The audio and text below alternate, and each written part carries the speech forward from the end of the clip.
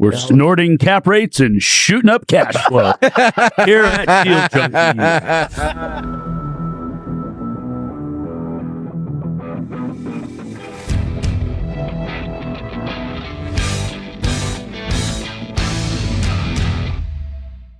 Welcome back to Deal Junkies. Are you laughing? Yeah, you're crying. that's crying. funny. Both. I feel like you're not ready for this game.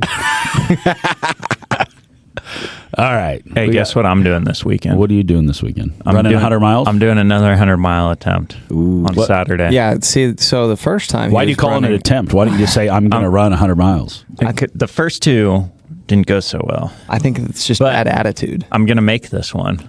Well, You're because going to run 100 miles. I'm going to run 100 miles on Saturday. Yeah, it's On a not treadmill? It's not an No. attempt. on a track? Around Salem? Around Salem. Cool. You're going to run 100 miles around Salem? Yeah. Mhm. He's going to run around Salem 7 times. I'm going to come take him out with a Jeep. Do you have like anybody recording this or like following you around or cheering for you or anything? I have. So I learned from the last time. Don't have people run with you the whole time because They can't. no, like They'll die. no, even in sections because then you got to talk to people for 24 hours and that's exhausting. So I'm doing the first like 50 to 60 and then people are coming after. When you get bored. Yeah, and then to help like push you through it. And then Dane's going to run with me. He's been kind enough to volunteer for the hours of 11 p.m. to 6 a.m. Oh, you're running all night long? It's going to How long is this thing going to take you? I'm starting at 5 a.m. Saturday. Probably 48 hours. Probably not that long. It'll take like 20 to 30 hours. I'm just going to walk to Portland and back for a few days and say I did it too. Good luck. Yeah. I don't think you'd make it. That's how we're doing our Ironman from our house. We're going to have to swim 2 miles and then ride a bike to Portland and back and then run a marathon around Salem. You guys are insane. So you're going to... How long is the bike ride? 112 miles. Holy. It is quite... That is correct. Yeah, it's like 56 quite a bike miles. Yeah. ride, yeah. Is that how long it's supposed to be in an Ironman? For a full Ironman, yeah. Wow. So most people do a half Ironman, which is a 56-mile bike ride. Dude, I want to see you guys try and climb that hill by the Mormon monument. You're going to die. I'm not excited for that part. No. Going back down's fun, though. You'll be like 52 miles in going up a steep hill. Yeah, but Trevor's going to do 100 miles finally. Yeah, it does turn out the hard part is talking to people for 24 hours. It's not even the running. So wait a miles second. part. You're going to go run with them all in the middle of the night? bike. Yeah, I'll do some 6 part hours of it? No, maybe. Thank you, sections. Gabe. See, here's the thing for all the listeners. I've helped Trevor on both of his other attempts. And the thing I'm about going to help you on your 3-hour marathon. The thing about that is that when you run from 11 p.m. to 6 a.m., but with somebody else who's running 100 miles, everybody's like, oh, that's nice of you. Mm-hmm. But it's not like, that's awful within itself. You're just like a is small blip on that story. That's the You realize worst I just part. ran from 11 to 6, and I'm just a helper. Yeah, most of you guys wouldn't even want to do that part. Yeah, in fact, But none then of you probably have. No. Well, last time, thankfully, Trevor quit like an hour after I started running with him. I'm not going to come run with you, but if you want to call me on your run, I'll talk to you for a few minutes. Yeah. I'll give you 5 At the hours of 3 a.m.? I'll give you 5 minutes. No, it's got to be before bedtime. 9 p.m. or earlier. Yeah. I'll drive by and give you some electrolytes. Well, we're wishing you the very best on this journey. I'm Trevor. so excited to talk about it next week. I hope you do it. Me too, because I really want to stop running. I've been freaking running for a year and a half trying to do this. You stopped for a while. I stopped for summer. Yeah, but here's the problem. Once you do it, you're going to come up with some crazier idea. That's why we're than doing what you a have full now. Ironman. I'm going to buy a dog after I do it. Oh. That's pretty crazy. You should get married and have kids. That'd be even crazier. Whoa. Awkward. And it was. Let's talk about other deals. All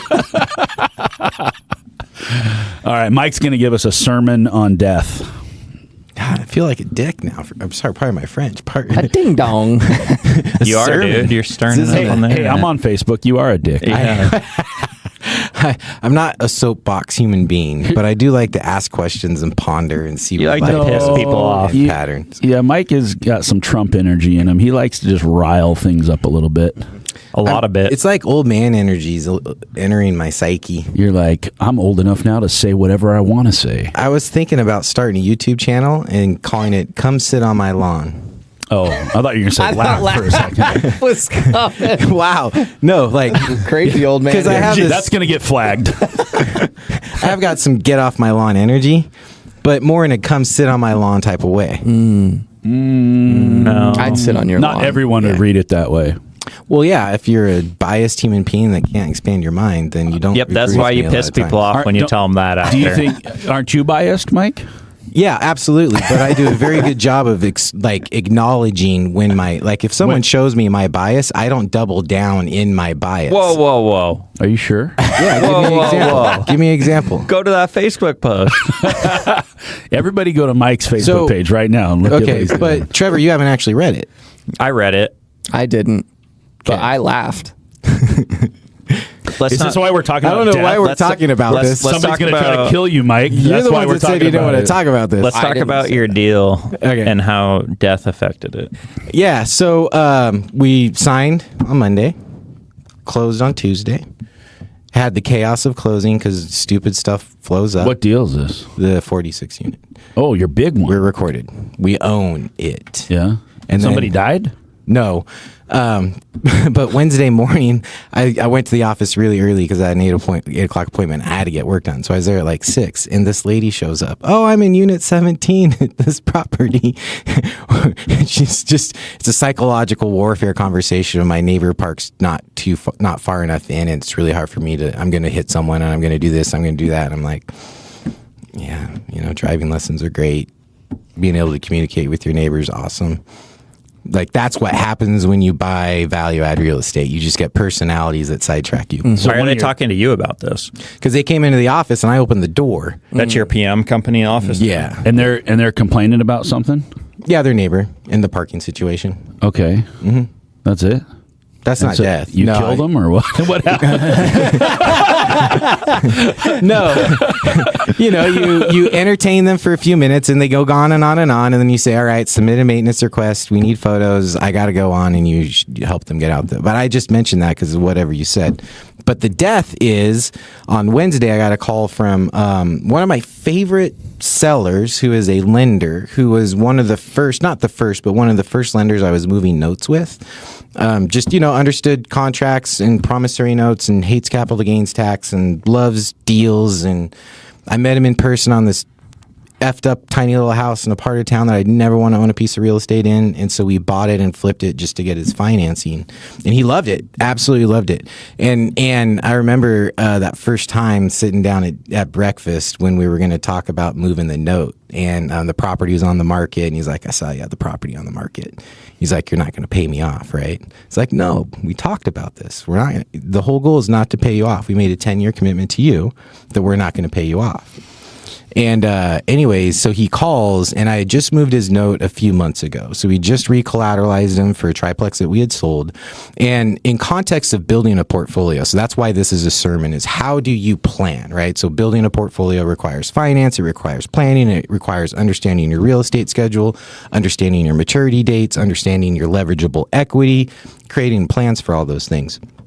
And so the beauty of having sellers with movable notes on smaller amounts is they can go into second position. And so when you have really good seller financing, now you can tap into equity. So when I met them in 2017, we started buying real estate in 2012. So this is at a period of time where you have sitting equity dead doing nothing for you, right? So a way of now your life expands because you learn tools to expand your resources without expanding your resources. And so now you can structure things. More leverage. Yeah, exactly. Yeah. And in proper ways and safer ways.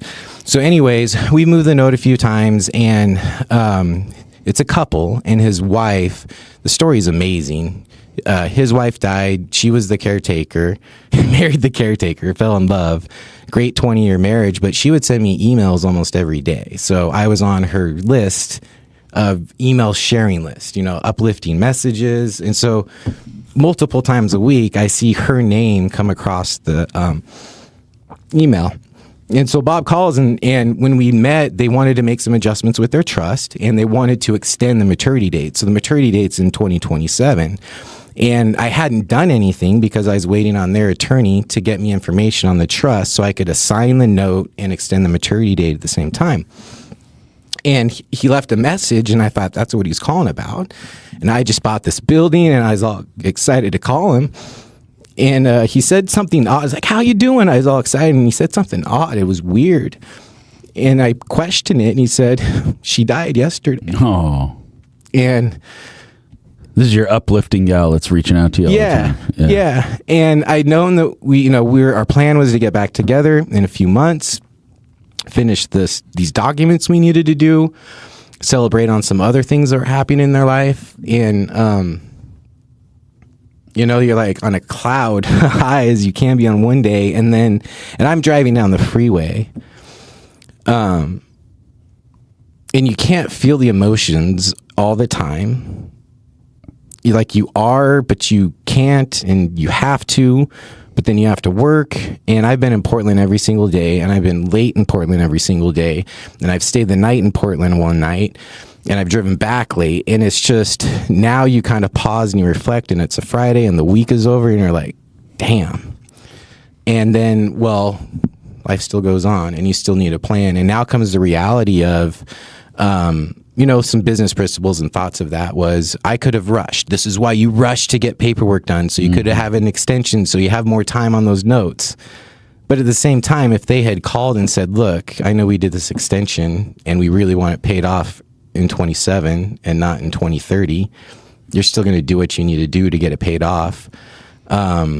But now it's like, well, I'm going to be, dealing with the grandchild now. And so now there's scrutiny because you're an investor and you bought a property and you So moved notes. Bob's still alive, or Bob's? Yeah, Bob's alive. Yeah, Bob's alive and his wife's dead. And Bob's the sweetest gentleman ever. I drove his truck. He was so happy because he bought a truck. And I drove his truck so we could go to the bank and do the notary. And I had a relationship with him. And So you still have a relationship with Bob, though? Yeah. And I will. But he's older. He's like 10 years older, so he's really declining. He won't be around much longer. And so she was kind of more the connector and whatnot. So it's just interesting to think of that. And then even right now, you go in these phases of like, I'm popping out of my business, and then leaves more room for mentorship, and then, helping young people. And like our friend who's having the refinance issue called me, and I was like just so fucking direct with him on the phone. And it's like, I use the word mental masturbation most times. Like, look, I do it too. And the reason I can recognize it, and the reason I call it out, is because I do this. I say, what is this? I thought it was going to be this. I thought it was going to be that. And it's like, that doesn't help you make a decision. It doesn't help you get clarity.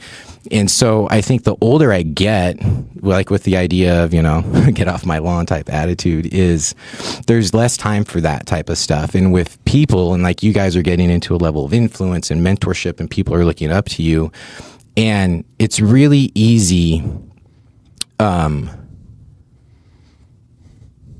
not be forceful in the way you communicate, to try and get people to realize something that they're just stuck in. Does that make sense? I think that's coming out in my business a bit. I think it's coming about with my staff, with the people I mentor. So what's the moral of this story? I have no clue. Like, life goes on. Well, and what do you you have do to with be the nimble note? and flexible. What's that? So what are you doing with the note? Because you wanted to extend it. It's due 27. So now we'll make a plan around that property in 2027. Do you owe the note to the estate? Yeah. So even if Bob were to pass, then the estate would. So right now the negotiate note with is the trustee. Yeah, right now it's at the personal level. It needs to be assigned to the trust. Yeah, but even Now there's going to be some changes in the trust because she's passed. Correct. But the way notes are written, it automatically happens. Transfers. It's already built in. But for psychology level purposes, people need to see things happen to believe they did happen, if that makes sense. I think about this a lot because I partner, with some older guys. Like my original partners were, you guys will have to think about this soon because I'm 50 years old. But You're going to live forever. I'm not Brian Chauncey. I am going to live forever, yeah. Not here, though. Yeah. And so to think about what happens, like oftentimes when you're setting a partnership, one of the things you're not thinking about is an age difference, or when you're partnering with a seller who's going to carry for you, or you bring in a JV partner, or some of these things that we're doing. Like, it is a conversation to be had about if they're 25 years older than you at some point, and it doesn't even matter if they're older or not. Like, people can just die at any age. Right. So how do you deal with that? How do you plan for that? And you think about that, like even in some of our companies, I think about like, some of the key players that are, if something happens to one of these key players, like, I mean, it is a tremendous problem. Yeah. Acknowledge and adjust. Scott Trench wrote a really good Facebook post. I guess they did a blog post, probably Bigger Pockets, or a podcast episode based on the fire mentality, right? Like, the fire mentality is based on math projections on minimal resources to survive.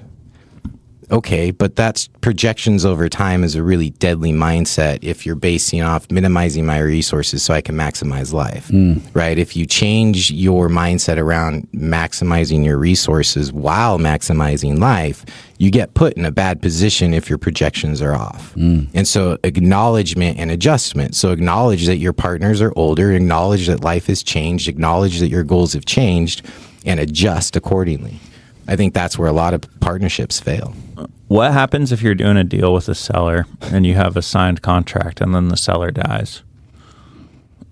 Does your transaction Most terminate? contracts assign to heirs. Like, most contracts are binding on heirs. Yes. Like, if you look at a good contract, it will bind on their heirs. So like a PSA though, like you're under contract, you're working through it.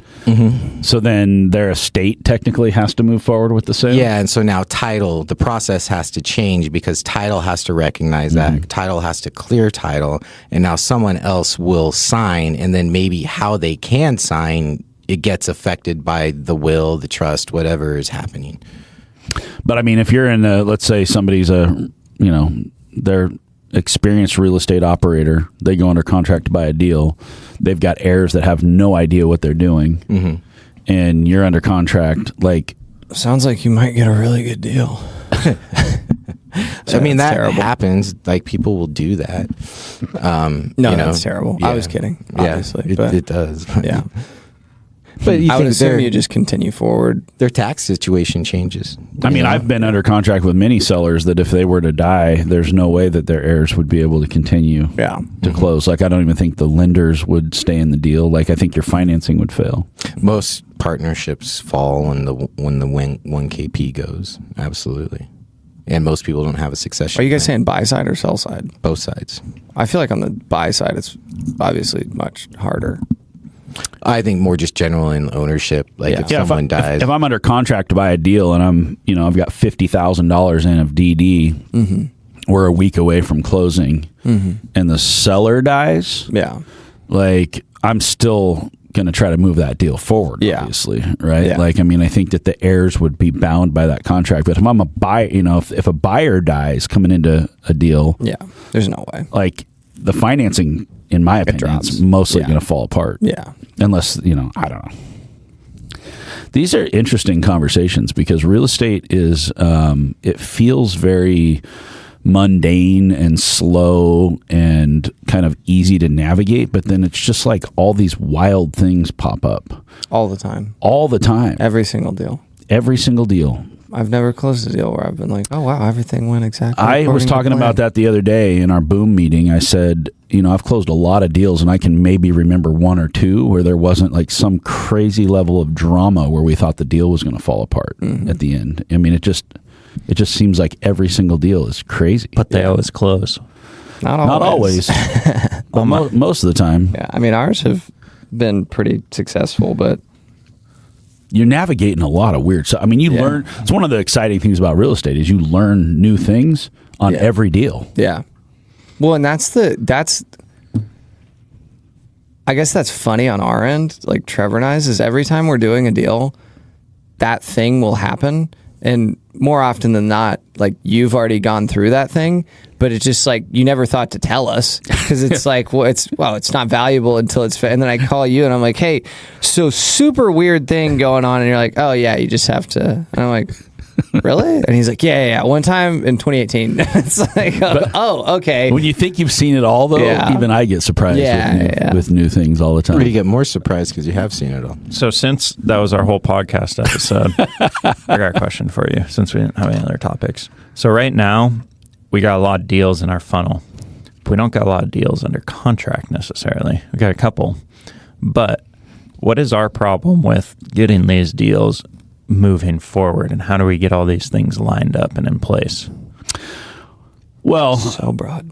Yeah, I think Sounds like a lot of that's outside of your control. A lot of real estate's outside of your control, so it doesn't matter how you can do things. Yeah, you're talking about deal flow and filling your pipeline. I think that I think it's really important to understand what your goals are going in. Our goal is to actually buy deals, and I think sometimes you can get confused.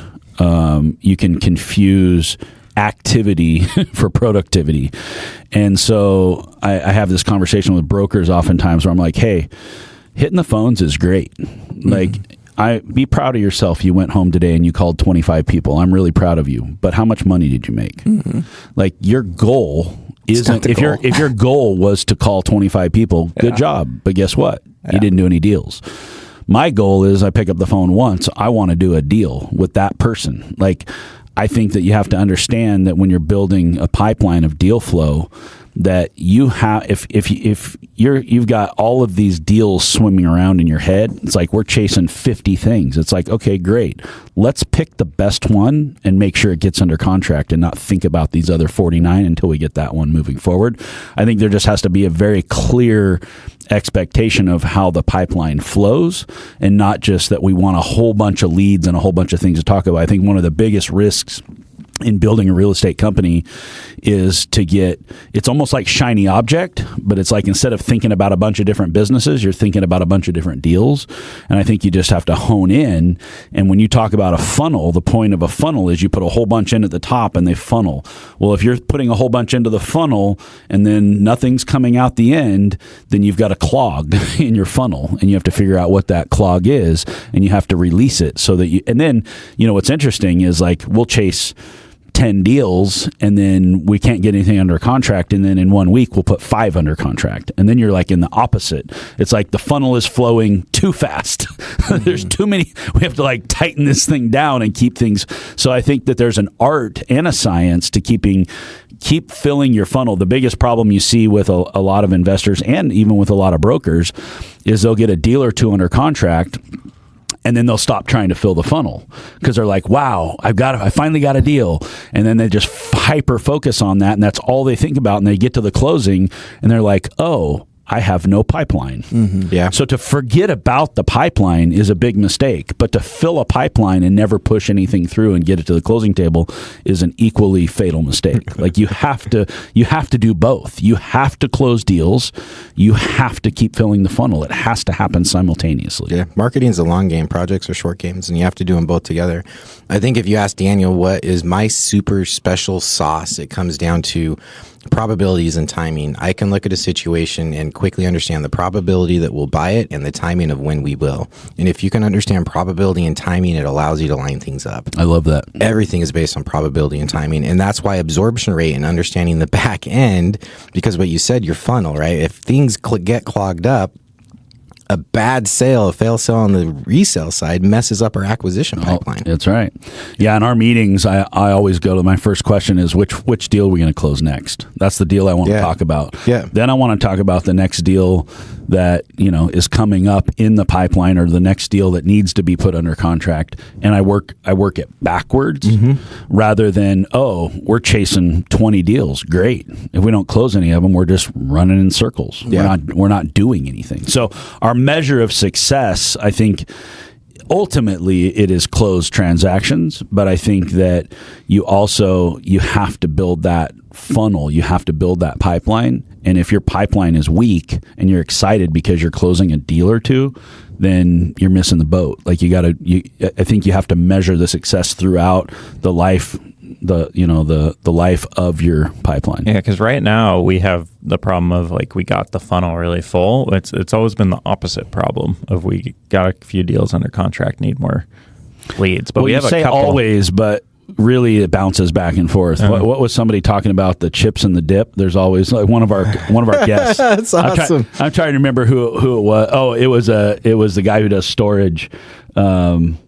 Ryan Gibson. Ryan Gibson. Oh, yeah, yeah. Ryan Gibson Yeah. had the chips and the dip, right? It's like you go to the party Yeah. and, oftentimes it's like, oops, we ran out of dip. Oh, now we ran out of chips. It's like, well, which one do you keep? Like, so to me, the pipeline that's a very easy way to visualize it is like you have to have the chips and the dip. And so you can't just throw a party with one or the other. Yep. You got to have both. That's why it's not about the money or the deal. It's about both. And that's where if you can have a wide perspective and understanding, you see both sides. And if you go back and listen to Deal Junkies over the last 200 episodes we've had, I can't tell you how many times you've said we've got enough deals, but we can't find the money. And so we do this dance back and forth where it's like, okay, we've got all the money we need, but we don't have the deals. Oh, now we've got all the deals we need. Now we don't have the money. It's like It's always ebbing and and flowing. it's always ebbing and Your flowing. definition of full pipeline is based on how much gunpowder you have, right? Yeah. If you have a whole bunch of gunpowder, that has to be a big pipeline. Well, and to Ryan Gibson's point, I've always taught that the money follows deals. He says he'll argue that all day long, that it's the other way around, comes that from the the deals finance follow the money.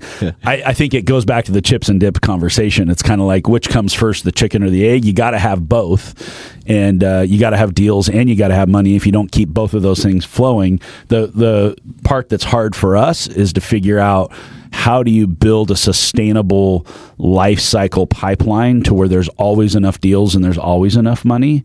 And I think part of that comes into just having the right equity partners building out. We're still a startup. So we might have 20 or 30 investors, but when we fleshed out 50 or 100 investors into our group that we know we can always go back to over and over that are going to want to invest in our deals, now you have a lot more confidence in filling that pipeline as long as we're following our buy box. And then to Mike's point, to be a good partner and not just a syndicator, we don't just want to do deals.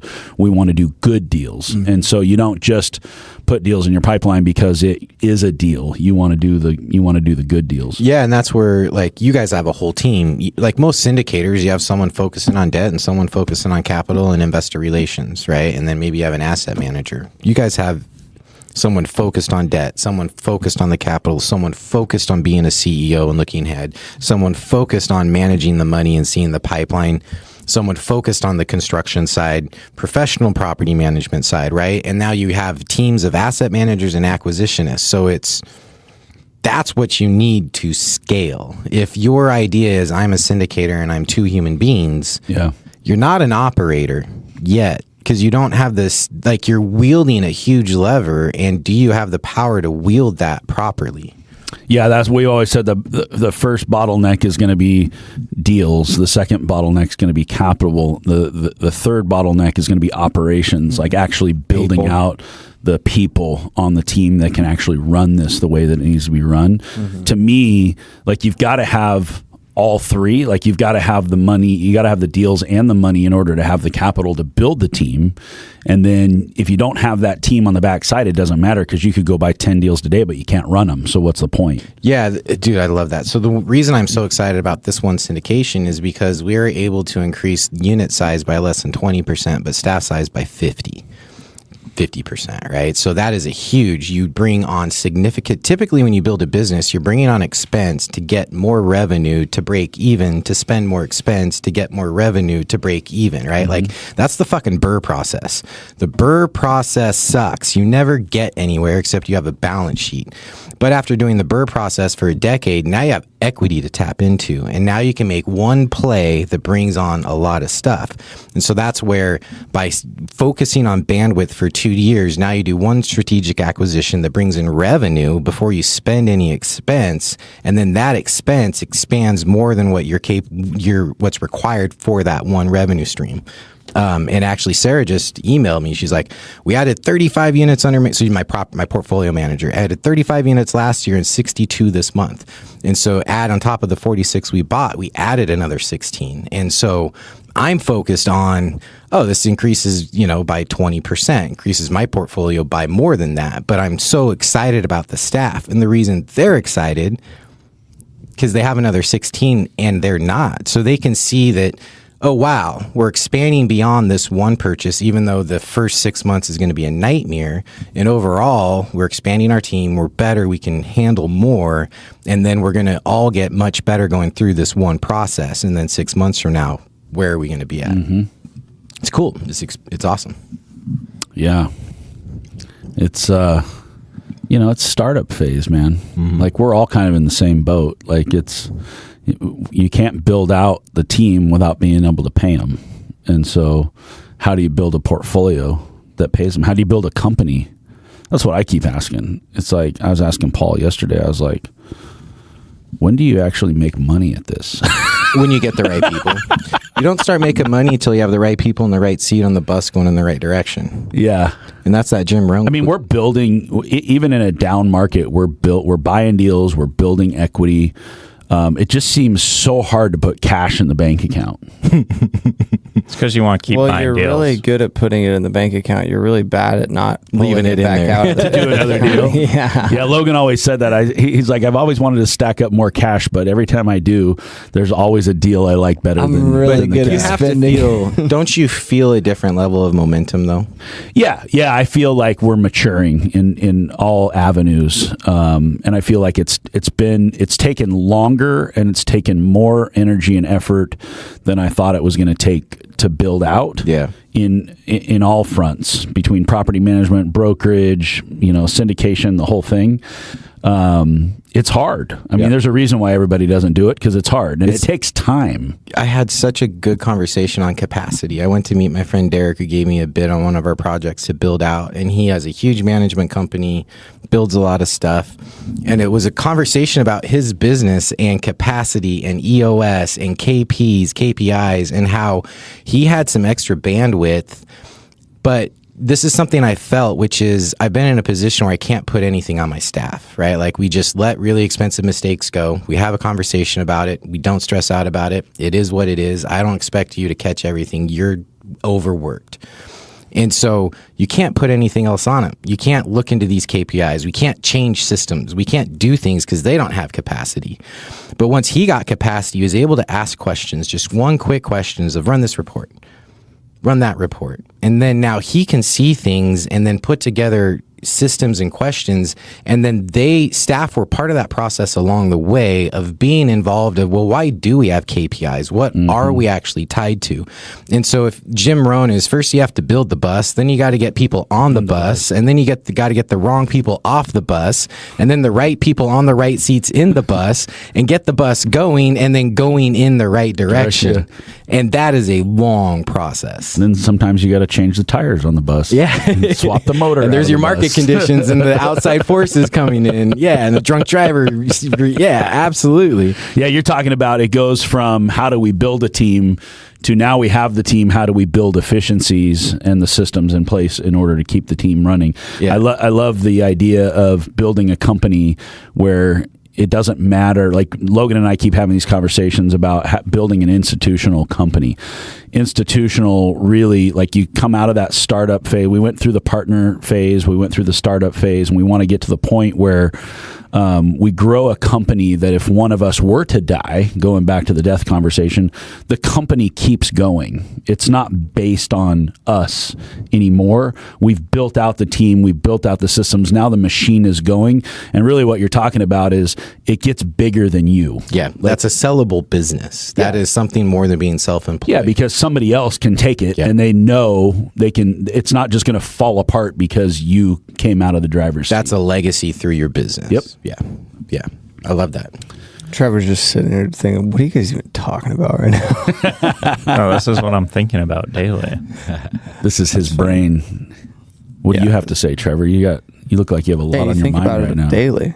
Yeah. Well, I mean, my thing right now is I need to solve these problems for us, but I keep doing too many small menial tasks.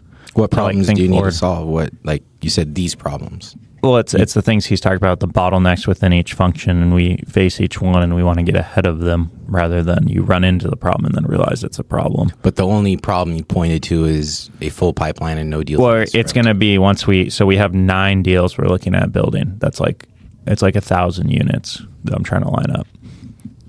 and that's going to be a bandwidth problem to build those 1,000 units at that time. But you want to get ahead of it, get them lined up, and then start hiring for that, and then solve the money problem. Sometimes I talk about the engine and the transmission, and because I'm a car guy, so it's just how it works.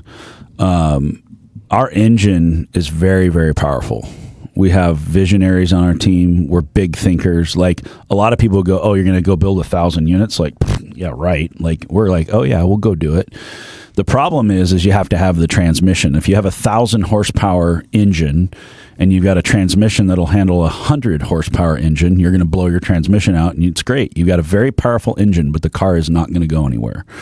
So I've been trying to do this in our management company for the last 5 years, and that was our whole saying, is we're going to build the transmission, because I already know I'm 1,000 horsepower engine. I already know that I'll take us bigger than we ever dreamed that we could go, because that's where my head is at. The problem is, if I press down on the gas pedal, I'm going to blow this whole thing up. The transmission's going to fall right out the back. And so that became the whole focus, is how do we build the team and the systems and the efficiencies so that when it is time, like right now, we're onboarding almost 800 doors in our management company. That's a lot. Most management companies, that's about the size of a management company. We're going to onboard that in a month. Well, most, I don't know how many companies could do that, but we can do that. But we couldn't have done that 5 years ago because we didn't have the transmission built. And it took longer, like I said, and more energy, time, money, and everything to build the transmission out. But finally, we're at a point now where it's like, we can bring on doors, and we know we can do this because we have the transmission built out. I think a lot of companies fail because they go out and they go like, let's go to that next level, and they're not ready for that next level. It's like, how do you build the airplane in midair when you've already taken off, right? Most people do. You gotta land that plane and get it built first, and then take off. It's okay to land it and upgrade it and take back off. Yeah, exactly. Yeah. It's okay to stop, like you're talking about the bus. It's okay as the bus goes along to stop, fix the bus, and put it back on the road again and make sure it's going in the right direction. So, I mean, Trevor and I had this conversation the other night, and he's like, hey, we're having some deficiencies here and there, and this, we're not getting some of the outputs that we're looking for. And I said, well, get used to this, because this is what running a company is all about. Like, one day we're going to get to the point where we're going to be like, yes, we did it, and everything's working. And the next day, something's going to break. Yeah. when you guys are talking about building 1,000 units, you now have to talk about your tires and your traction and the people that are building them. Like, we have a project coming out of the ground now, and it's been 14 months of hundreds of emails. We spent 50 grand in construction, 20 grand in a demo, and 100 plus grand in professionals via email. Now you have people out there moving dirt, and we spent $200,000 in 4 weeks, and you've got a little bit of concrete. Otherwise, it's just labor and machinery and actual work. And if you don't have that part lined out, that messes everything up. And so that's the size of the lever. When you're getting construction loans, the world changes, man. It's a whole Mark different does world. all that though. Mark's good at that stuff. Mark, I love how he loves to discount you. I don't discount you at all, Mark. No, I'm saying Mark's got that thing locked down. I don't even have to worry about Mark it. makes it look easy. Extreme Mark does make it confidence. look easy. I love your extreme confidence. That's all I've had all my life. It's worked out so far. There you go. I have more confidence in the people on our team than I do in myself. And I think that's one thing that makes a team special, is when you feel like you bring a synergy where everybody plays a role. These guys will look at me and they'll go like, oh my gosh, what do we do? And I go, oh, it's okay. You just do this. I don't feel like I bring a lot to the table, but they look to me and they're like, well, we can do it because Gabe says we can do it. If Mark says we can build 1,000 units, then I'll go, that's all I need to know. Mark says we can do it. We can do it. Okay. That's it. Right. Trevor says we can put 10 deals in under contract this month. Okay. Like, I personally, I don't know. That sounds kind of freaking scary to me, but we'll figure it out. We've got the right team for it. So Always works out. It takes guts. Gotta know your tires. Building the Bus by Mike Nuss. It rhymes. Oh, all right. We gonna wrap this one up, guys? The Nuss Bus. That was a real thing. Trevor just took a nap because he's gonna run 100 miles this weekend. He's got to get his rest. He's gonna be.